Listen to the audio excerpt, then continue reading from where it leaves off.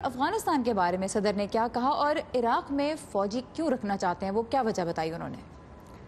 سارا اس انٹرویو میں صدر ٹرمپ نے ایک بار پھر افغانستان اور شام کے حوالے سے بات کی کہ وہاں سے امریکی فوجیں جو ہیں وہ نکالی جائیں گی۔ افغانستان کے حوالے سے ان کا یہ کہنا تھا کہ یہی وقت ہے کہ وہاں سے فوجیں نکالی جائیں اور پھر ہم دیکھیں گے کہ جو طالبان ہیں ان کے ساتھ کیا ہوتا ہے، کیونکہ وہ امن چاہتے ہیں اور وہ تھک بھی چکے ہیں۔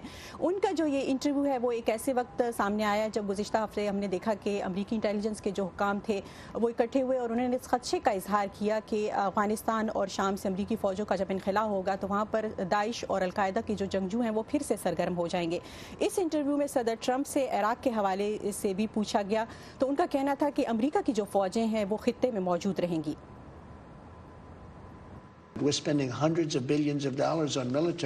ہم اپنی فوج پر اربوں ڈالرز خرچ کر رہے ہیں۔ ہم دنیا کے پولیس مین بنے ہوئے ہیں، اگر ضرورت پڑی تو ہم واپس آ سکتے ہیں۔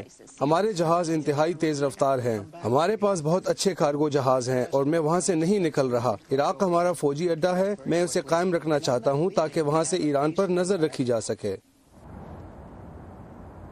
اور صدر ٹرمپ نے یہ کہا کہ ایران ایک مسئلہ ہے، اس لیے اس پر نظر رکھنا ضروری ہے۔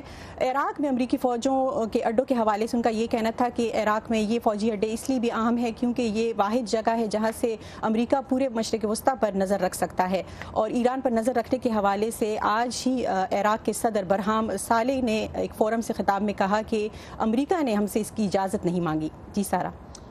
نیلوفر مغل ہمارے ساتھ ہیں کیپٹل ہل سے۔ صدر ڈونلڈ ٹرمپ کے انٹرویو کے کچھ اہم نکات آپ نے بتائے، بہت شکریہ نیلوفر۔